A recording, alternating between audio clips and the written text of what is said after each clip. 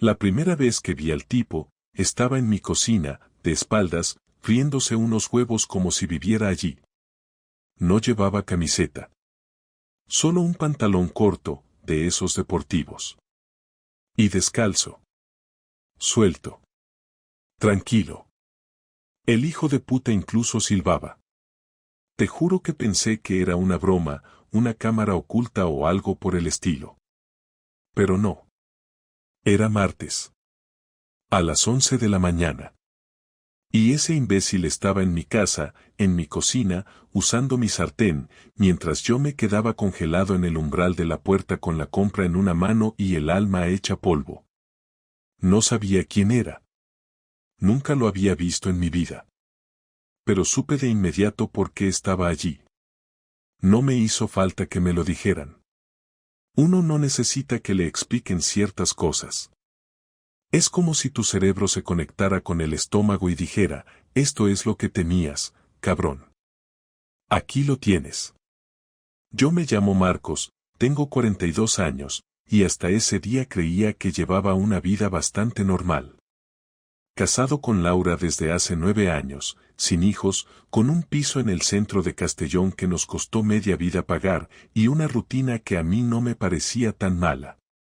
Me levantaba temprano, me iba a trabajar al taller de mi padre, del que ahora soy dueño, y volvía a casa a eso de las 6 para preparar la cena o poner una serie.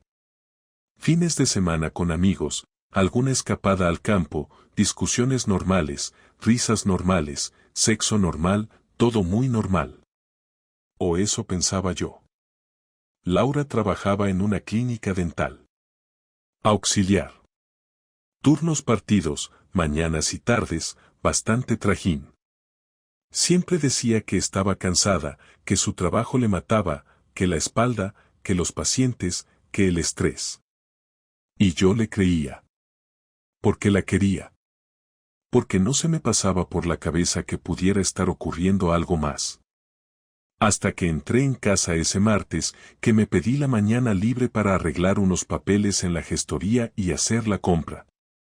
Abrí la puerta y me encontré con la banda sonora de mi traición, el ruido del aceite chisporroteando, un silbido desafinado, y esa calma asquerosa de quien no tiene prisa por esconderse. Eso fue lo que más me jodió. No el hecho en sí, sino la comodidad. La confianza. Como si aquello ya hubiera pasado antes. Como si fuera algo habitual. Me quedé unos segundos mirando al tipo. No me había escuchado entrar. Estaba concentrado en sus huevos. Entonces escuché pasos. Laura apareció en el pasillo, se quedó helada al verme, y dijo lo más absurdo que se puede decir en una situación así. No es lo que parece. Te juro que si hubiera tenido una pistola a mano, la historia sería otra. Pero no. Solo tenía una bolsa con tomates, papel higiénico y un paquete de macarrones. Así que lo único que pude hacer fue quedarme ahí, inmóvil, sintiendo como el suelo se me abría bajo los pies. ¿Quieres que te diga lo peor? Que no grité. Que no monté un numerito. Que no hice nada de lo que se supone que uno hace cuando encuentra a su mujer metida en algo así. Me giré. Cerré la puerta. Bajé por las escaleras. Me metí en el coche.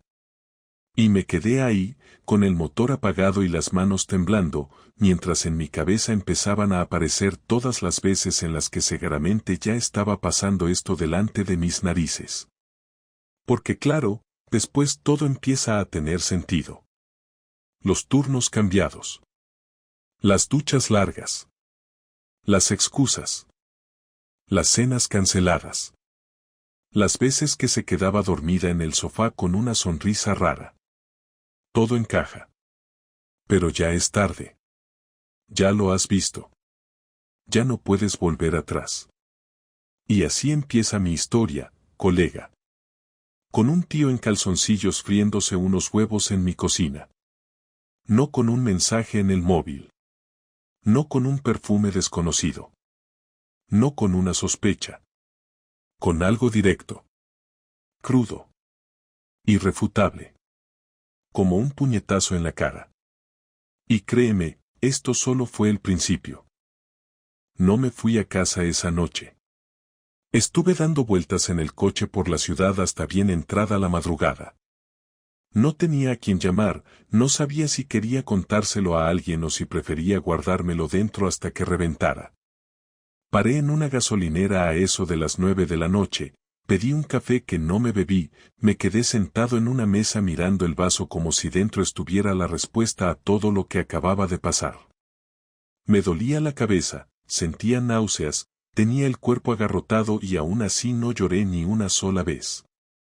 No sé si por orgullo, por shock o por costumbre. Lo único que sabía era que no podía volver a entrar en esa casa sin saber exactamente con qué estaba lidiando.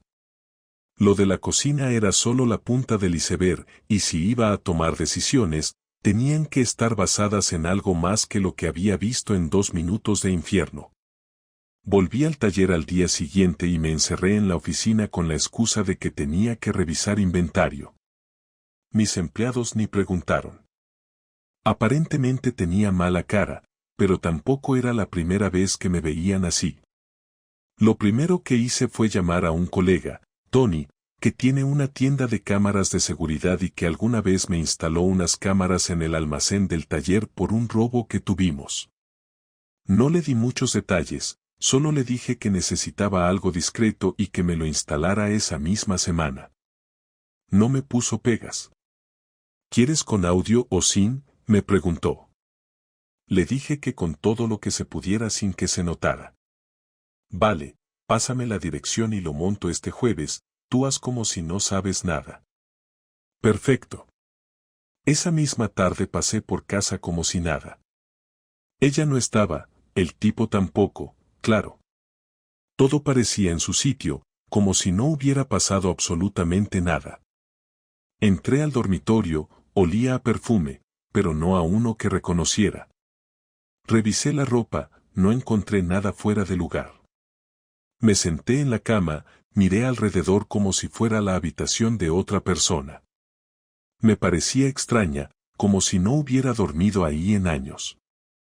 Estuve 10 minutos sentado, luego bajé a la cocina, abrí el cajón de los cubiertos, saqué un cuchillo y lo volví a meter. No tenía ningún sentido lo que hacía, pero necesitaba tocar cosas, moverme, no quedarme congelado como un imbécil otra vez. Me fui sin dejar rastro. El jueves por la mañana, Tony fue a casa con el uniforme de mantenimiento de calderas. Me escribió, todo listo. 2 en el salón, una en la habitación, otra en el pasillo. Micro en el cuadro eléctrico.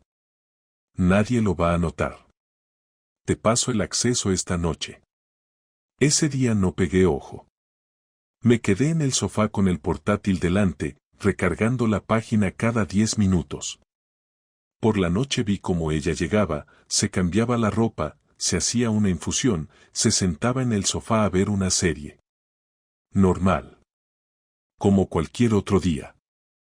Como si todo siguiera igual. Pero yo ya no era parte de eso. Era un espectador invisible viendo cómo mi vida se desarrollaba sin mí. Pasaron 3 días sin novedades. Me sentía como un paranoico, como un idiota que se había montado toda una película por un malentendido, hasta que llegó el lunes. Eran las 11 de la mañana. Yo estaba en la oficina, con el portátil abierto en una pestaña camuflada como un Excel, mientras el verdadero infierno comenzaba en directo. Un mensaje me llegó al móvil, movimiento detectado, habitación principal. Me conecté.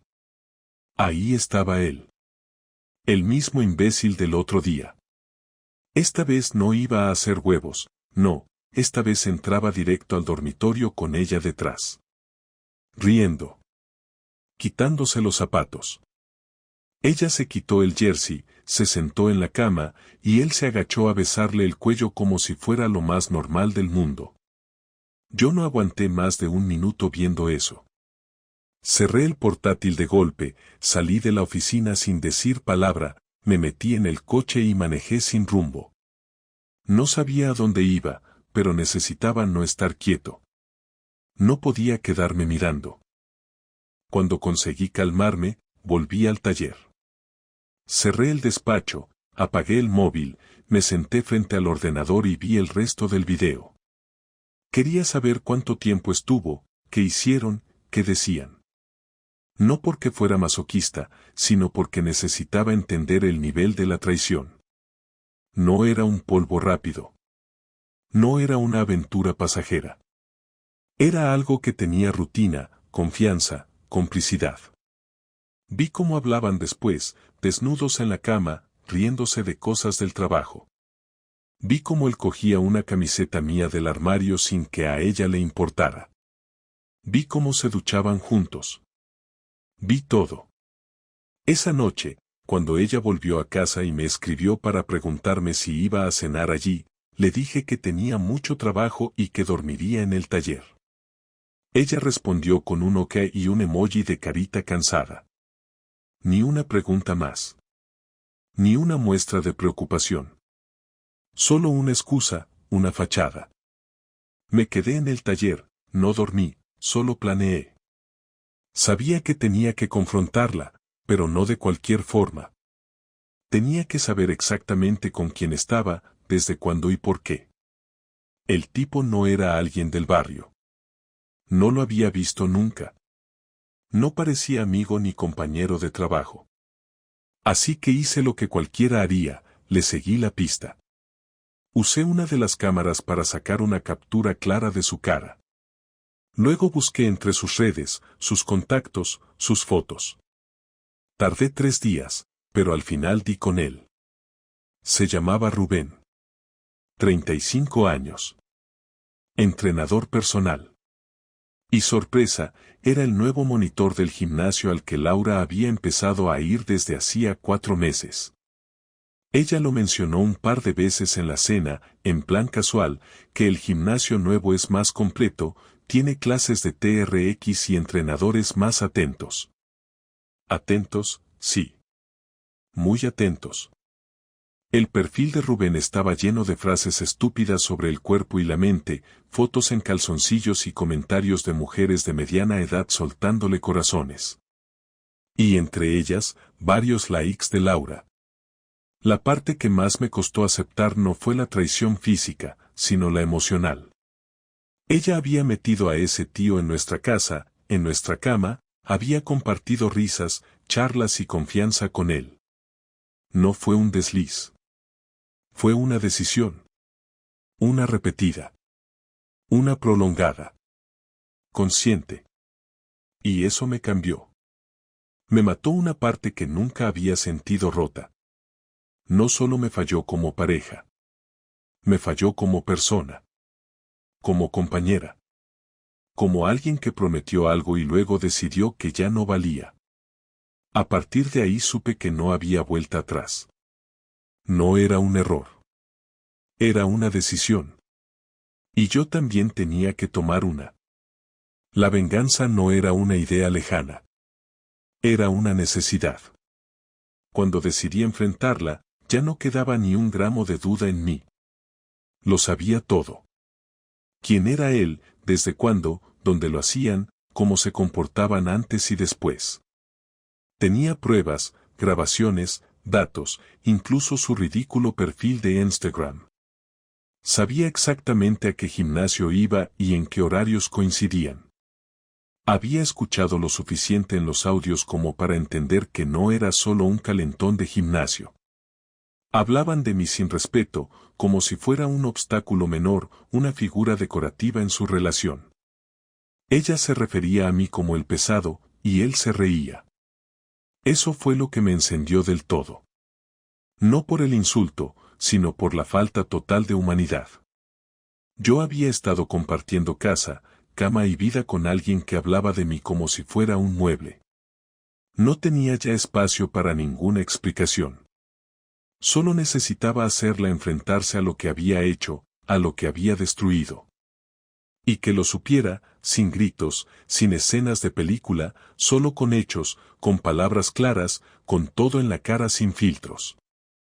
Esperé al viernes, porque ella solía volver del gimnasio más tarde y luego se quedaba en casa el resto del día.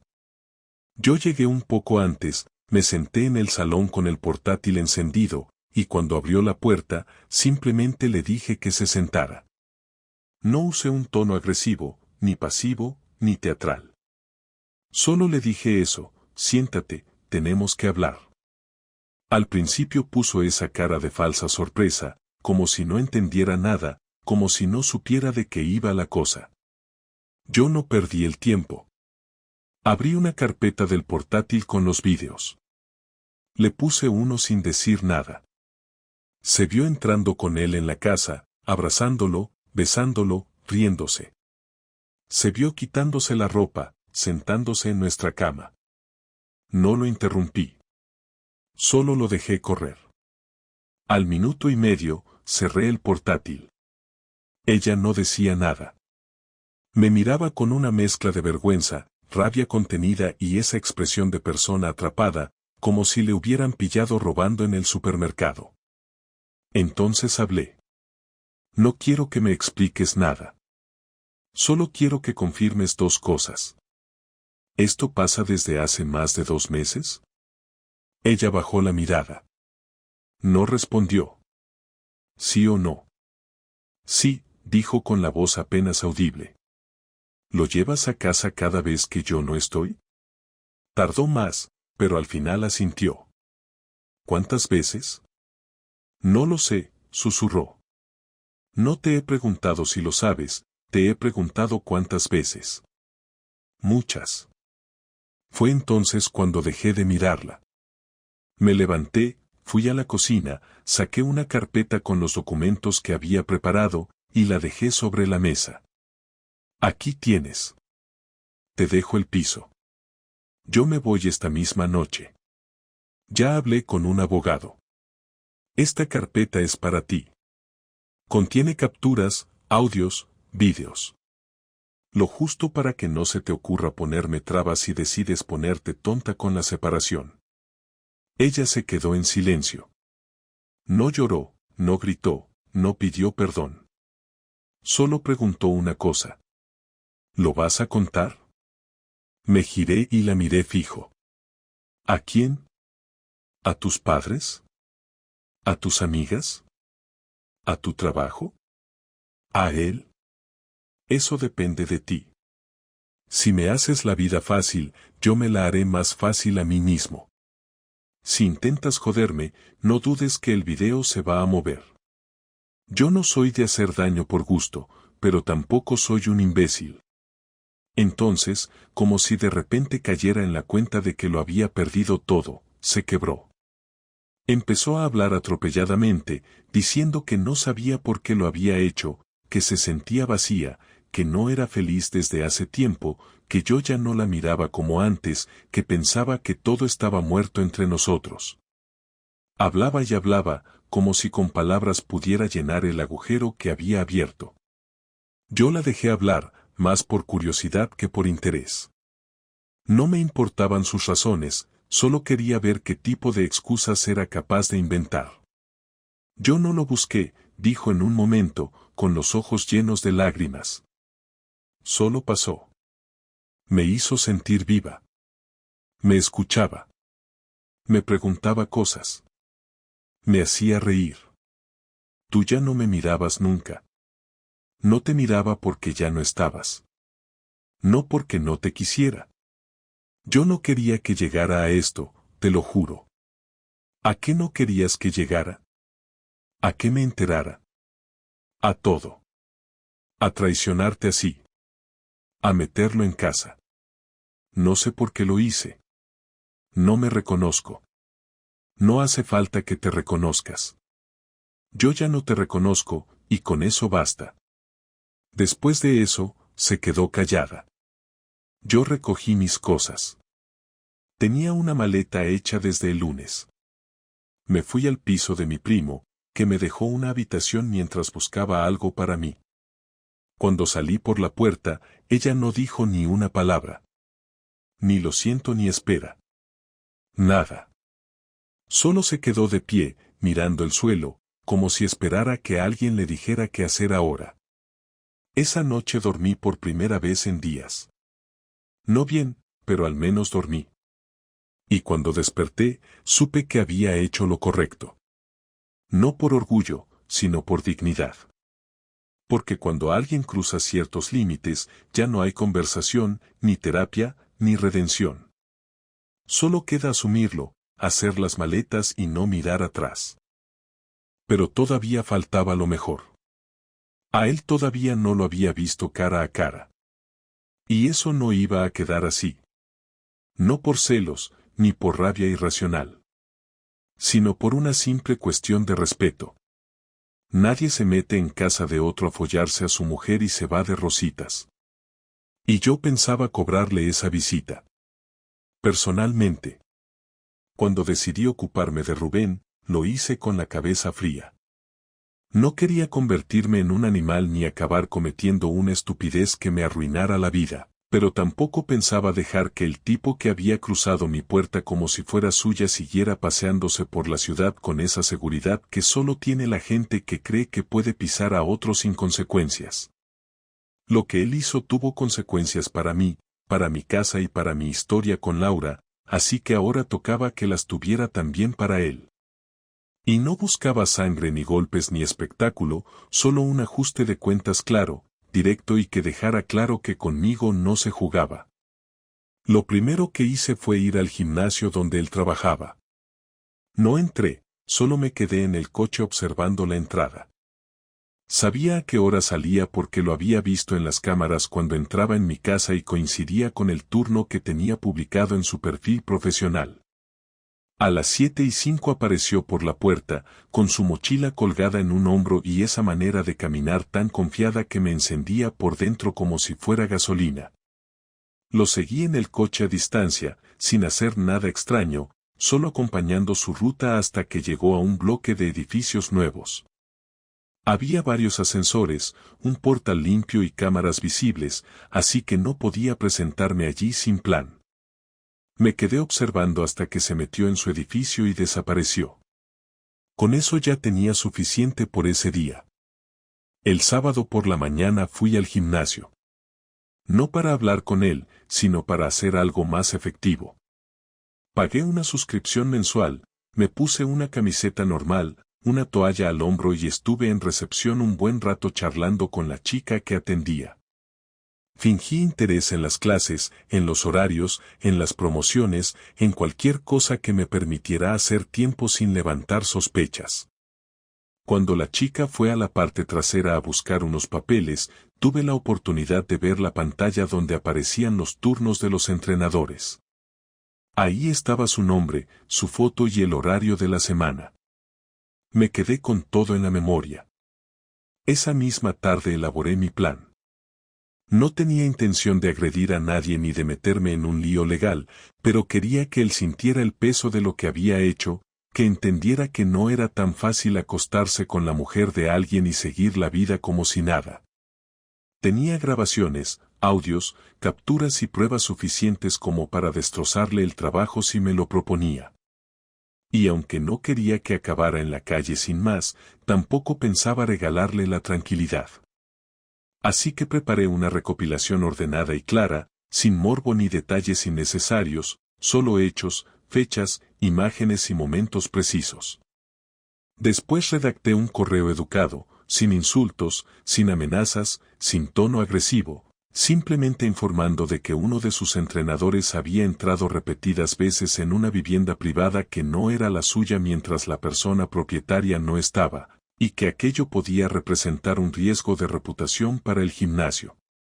No mencioné a Laura por su nombre ni mencioné mi relación directa con ella, solo adjunté el material necesario para que entendieran que era real. Y dejé claro que no buscaba escándalo, solo que tomaran medidas internas. Mandé el correo un lunes a primera hora, a la dirección corporativa y al coordinador del centro. 2 días después recibí una respuesta. Agradecían la información, confirmaban que revisarían el caso y que se pondrían en contacto con el empleado para hablar con él. No dijeron mucho más, pero ya me imaginaba que la conversación no iba a ser cómoda para Rubén. Eso era exactamente lo que quería, que supiera que su comportamiento tenía repercusiones, que su chulería tenía un límite y que no podía ir por el mundo creyéndose inmune a todo. No buscaba destruirle la vida, solo dejar claro que lo que había hecho no quedaba sin respuesta. Pero no me había quedado satisfecho del todo. Necesitaba verlo cara a cara. No para golpearlo ni para insultarlo, sino para que entendiera quién era yo y qué había hecho él. Tenía derecho a eso. Así que fui al gimnasio otro día, justo cuando acababa un turno suyo. Me acerqué a la puerta y esperé. A los 10 minutos salió, con el mismo estúpido aire despreocupado. Caminé hacia él sin acelerar ni llamar la atención. Cuando estuve a pocos pasos, dije su nombre. Rubén. Se giró. Me miró con esa expresión de entrenador que cree que todo el mundo es un cliente potencial. En cuanto reconoció mi cara, la expresión se le descompuso. Se puso tenso, dio un paso atrás como si tuviera miedo a que lo atacara. Tú eres el marido de Laura, dijo, sin rodeos. Es marido, corregí. Y no te preocupes, no he venido a pegarte. Respiró un poco más tranquilo, aunque todavía estaba en guardia. Nos apartamos unos metros de la entrada para no llamar la atención.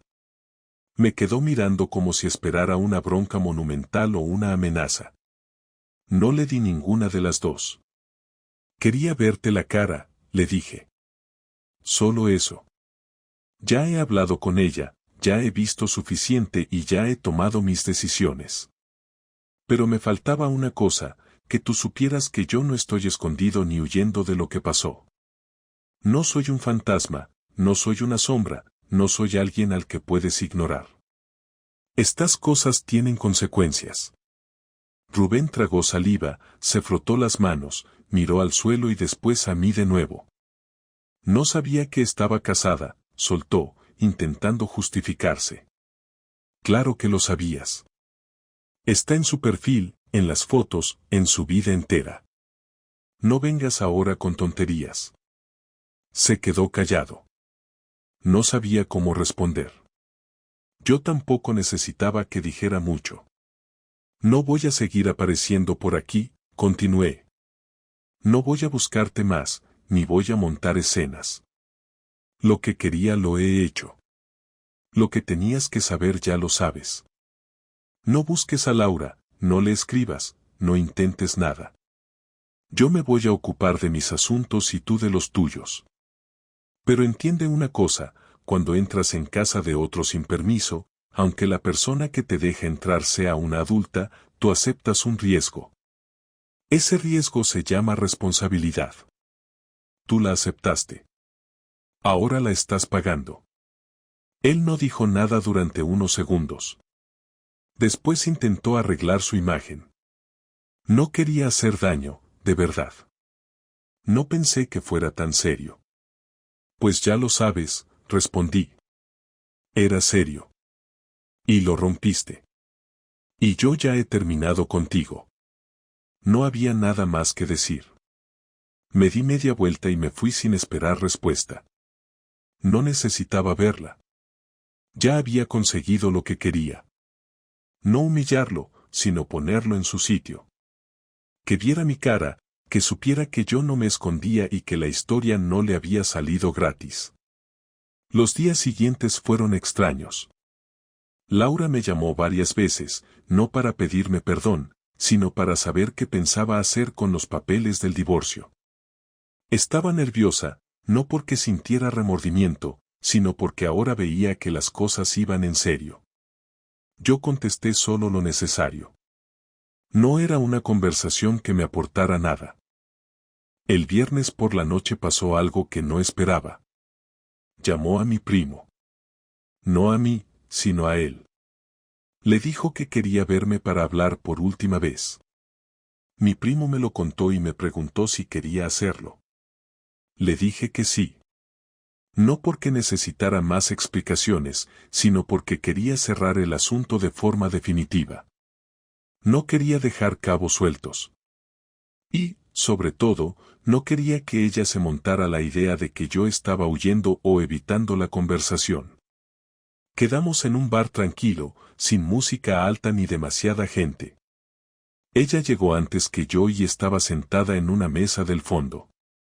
Cuando me vio, hizo un gesto tímido, como si estuviera entrando en territorio desconocido. Yo me senté frente a ella sin ceremonia. Gracias por venir, dijo, intentando sonar serena aunque se notaba que no lo estaba. Dime qué necesitas, respondí, para que no empezara a desviarse hacia excusas o llantos. Laura respiró hondo y empezó a hablar de todo lo que había estado pensando esa semana. Dijo que había actuado sin medir, que se había dejado llevar por la necesidad de sentirse deseada, que no buscaba una relación con él, que no quería perder lo que teníamos, que había confundido cansancio con aburrimiento, que había tomado decisiones estúpidas. No pedí detalles porque no los quería. No necesitaba saber más.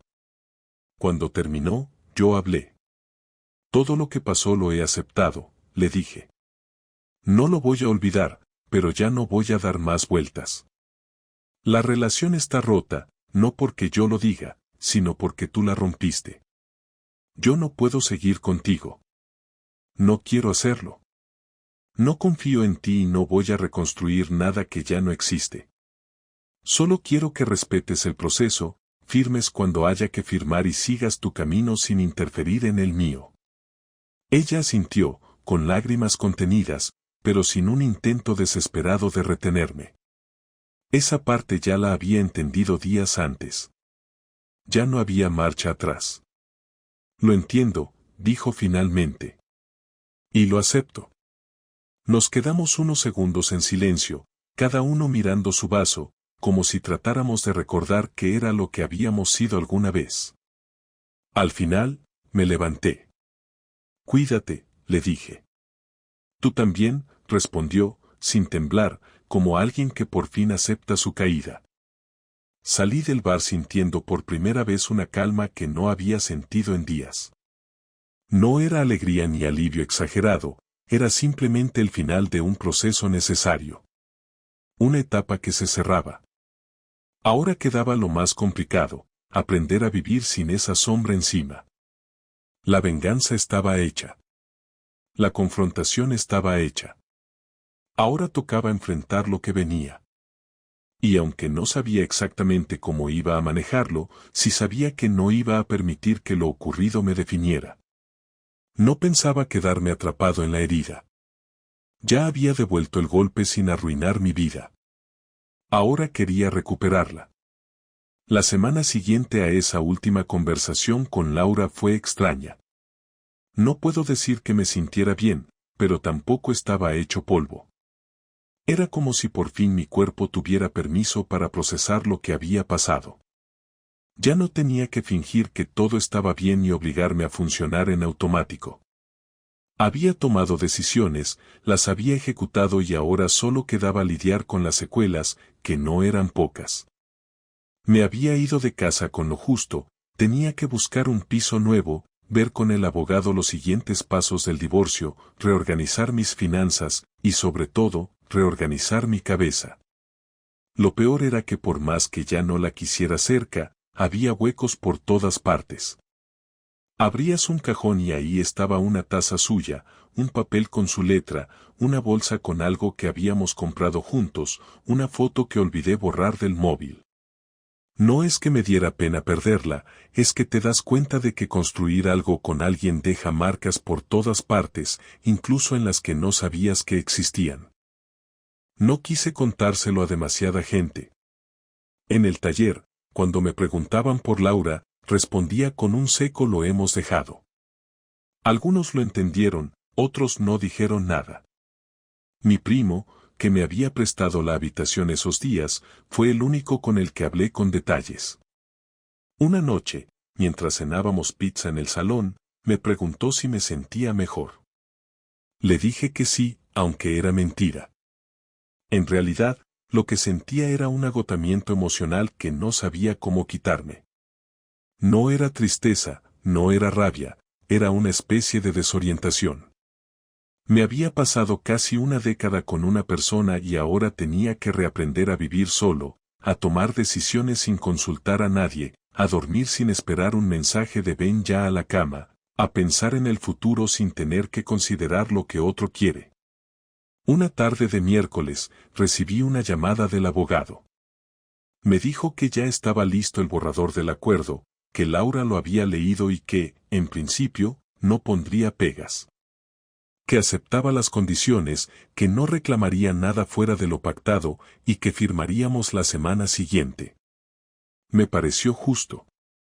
Ella sabía que si se ponía complicada, yo también tenía material para hacer que su vida se volviera muy incómoda. Aún así, no me alegré. Un divorcio nunca es una victoria. Es la certificación legal de que algo se rompió y ya no tiene arreglo. Esa misma noche me llamó Laura. No esperaba su llamada. De hecho, cuando vi su nombre en la pantalla dudé en contestar, pero al final lo hice. Tenía la voz calmada, sin rastro de llanto ni tensión. No te llamo para pedirte nada, dijo. Solo quería hablar un momento. Si te molesta, cuelga. Le dije que hablara. Quería ver qué más tenía que decir. Sé que no tengo derecho a nada después de lo que hice. Y no busco que cambies de idea ni nada parecido. Solo quería decirte que me arrepiento. No por el castigo, ni por lo que perdí, sino por la forma. Por la manera cobarde en la que lo hice todo. Nunca te lo dije, pero yo ya me sentía lejos de ti desde hace tiempo. Y en vez de hablarlo, de afrontarlo, de decirte esto no va, me metí en algo que no solo te humilló, sino que fue una traición en tu propia casa. Eso no tiene perdón, lo sé. Pero necesitaba decírtelo. No supe qué decirle. No tenía nada preparado para ese tipo de confesiones. No me sentía conmovido, pero tampoco indiferente. Era como si estuviera escuchando a alguien que conocí hace tiempo y que ahora me cuenta algo que le pasó, pero que ya no me afecta directamente. Le dije que agradecía que fuera sincera, pero que ya no tenía sentido remover más. Que lo importante era cerrar esto con respeto y seguir cada uno por su lado. ¿Crees que algún día podrías perdonarme?, preguntó. No lo sé, respondí. Ahora mismo no siento odio. Siento cansancio. Y eso no es lo mismo que perdonar, pero es un paso. Si algún día te veo en la calle, no voy a cruzarme de acera. Pero tampoco te voy a invitar a tomar un café. El daño está hecho. No sé si se repara. Solo sé que no quiero seguir llevándolo encima. No dijo nada más. Solo colgó con un gracias por contestar. Me quedé un rato mirando el techo del salón, pensando en lo raro que era todo. Hace un mes estábamos haciendo la compra juntos y ahora hablábamos como dos desconocidos que repasan un crimen. El día de la firma llegó sin drama. Nos vimos en la oficina del abogado. Firmamos cada uno donde nos indicaron. Ella estaba seria, pero no triste. Yo igual. No hubo miradas largas ni despedidas melancólicas. Solo dos adultos que saben que algo terminó y que ya no hay forma de pegarlo. Cuando salimos del despacho, ella me miró y dijo: Que te vaya bien. A ti también. Y cada uno se fue en dirección contraria. No giré la cabeza para ver si me miraba. No tenía sentido. Ese capítulo estaba cerrado, y no necesitaba una última imagen para recordarlo. Durante los días siguientes me concentré en ordenar mi nueva casa. Un piso pequeño pero suficiente. Puse el colchón nuevo, armé un escritorio y llené la nevera con lo justo. No decoré nada. No porque me diera igual, sino porque no tenía prisa. Quería que el espacio se llenara con cosas que realmente eligiera, no con recuerdos reciclados. A veces me quedaba en silencio total, sin música, sin televisión, solo escuchando los ruidos del edificio y mis propios pensamientos. Otras veces salía a caminar sin rumbo, solo para estirar las piernas y mirar a la gente vivir. Un domingo por la tarde salí a dar una vuelta por la playa, sin motivo. Me senté en un banco, miré al mar, y me di cuenta de que no pensaba en ella. No recordaba su cara, ni su voz, ni su olor. Solo estaba ahí, yo, conmigo. Y eso fue raro. Porque durante años, todo lo que hacía estaba conectado a nosotros. Y ahora, por fin, había algo nuevo. Algo solo mío. No me sentía mejor. No me sentía feliz. Pero ya no tenía rabia. Ni preguntas. Ni ganas de entender nada. Lo entendía todo. Ella eligió su camino. Yo el mío. Nos cruzamos en un momento. Nos fallamos. Y ahora cada uno carga con lo suyo. Yo, al menos, podía dormir sin miedo a lo que pasaba cuando no estaba. Y eso, aunque no parezca mucho, es más de lo que mucha gente tiene. Después de varias semanas instalado en el nuevo piso, comencé a recuperar cosas básicas que antes no valoraba. Dormía sin sobresaltos, no tenía que preocuparme por quién entraba o salía de mi casa, podía decidir qué cenar sin tener que preguntar, y sobre todo, no sentía la tensión constante de que algo no encajaba. Al principio todo era mecánico, como si mi cuerpo actuara por inercia, pero poco a poco empecé a notar que la rutina se asentaba sin necesidad de forzarla. Me levantaba temprano, iba al taller, organizaba los turnos, hablaba con mis empleados como siempre, pero esta vez sin esa sensación de que todo era una excusa para no volver a casa. Ahora mi casa era mía, y eso, aunque suene insignificante, marcaba una diferencia. Ya no había dobles vidas ni miradas raras. Todo estaba en su sitio, incluso lo que aún dolía. Una noche, después de cerrar el taller, me crucé con un viejo amigo que no veía desde hacía tiempo. Lo típico, nos saludamos, nos tomamos una cerveza rápida en una terraza cercana y en algún momento de la conversación me preguntó por Laura. Le dije la verdad, sin rodeos ni dramatismos, solo los hechos. Al principio se quedó callado, como si no supiera si debía decir algo más, pero luego asintió y dijo que lo sentía, que esas cosas pasaban, y que lo importante era cómo uno salía del agujero. No era una frase profunda ni nueva, pero en ese momento me cayó bien. A veces no necesitas que te digan nada especial, solo que te escuchen sin juzgar, sin aconsejar, sin ponerse por encima.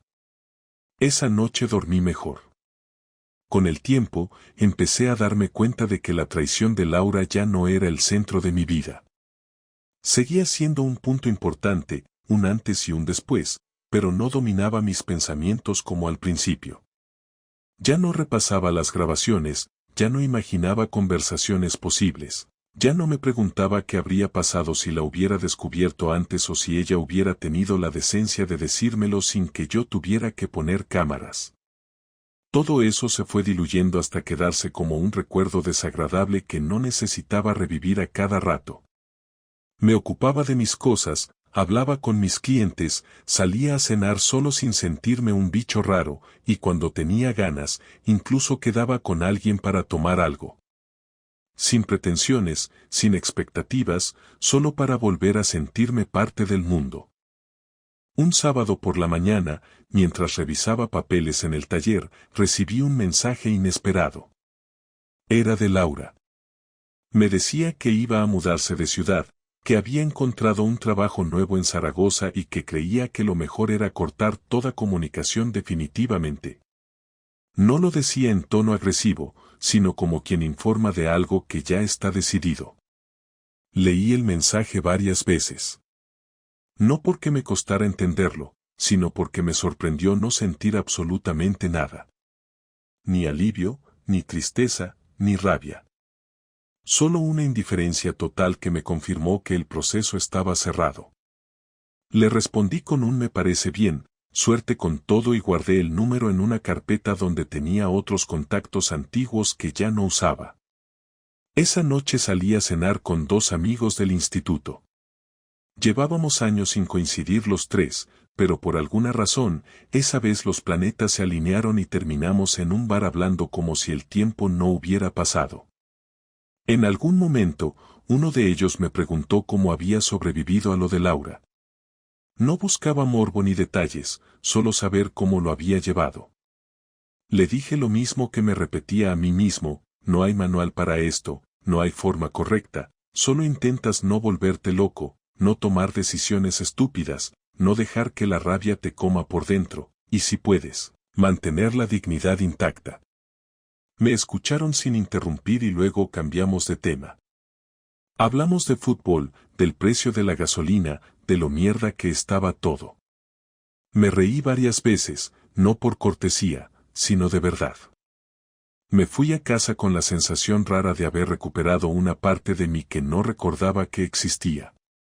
En la semana siguiente seguí haciendo ajustes pequeños. Me apunté a clases de cocina, no porque quisiera convertirme en chef, sino porque quería aprender a hacer cosas solo para mí, sin depender de nadie. Me compré ropa nueva, cambié el fondo de pantalla del móvil, borré fotos que aún estaban ahí solo por inercia. No fue una limpieza agresiva ni impulsiva, fue progresiva, natural, como si el cuerpo me pidiera soltar lo que ya no era parte de mí. Volver a tener una vida sin Laura no era un objetivo, era simplemente una consecuencia de haber cerrado una puerta que nunca debió volver a abrirse. Una tarde, mientras caminaba por el centro, vi una pareja discutiendo en una terraza. Ella lloraba, él hablaba con las manos. Me quedé mirando un segundo y luego seguí caminando. No por morbo, sino porque entendí que lo que yo viví no era único, que hay cientos de historias similares ocurriendo al mismo tiempo, que no soy especial ni víctima ni héroe. Solo alguien que decidió no aceptar lo que no se merece. Eso, al final, es lo único que cuenta. Ahora, cuando alguien me pregunta si volvería a confiar en otra persona, no tengo una respuesta definitiva. Depende. No tengo prisa. No tengo necesidad de llenar ningún hueco. Si llega alguien, bien. Si no, también. Aprendí a estar conmigo sin miedo al silencio ni a la soledad. Aprendí que es mejor estar solo que mal acompañado, y no como una frase hecha, sino como una realidad vivida. Aprendí que uno no puede controlar lo que el otro hace, pero sí puede decidir qué hacer con eso. Y yo decidí no quedarme en la herida. De todo lo que pasó, me quedo con la certeza de que fui justo, de que no actué con venganza ciega, de que me defendí sin perderme, de que no me convertí en lo que ella fue. Eso es lo que me permite mirar atrás sin vergüenza. Lo que viene después no lo sé. Y por primera vez, eso no me preocupa.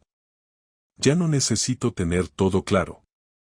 Solo necesito saber que no estoy traicionándome a mí mismo. Y eso, a estas alturas, ya es más que suficiente.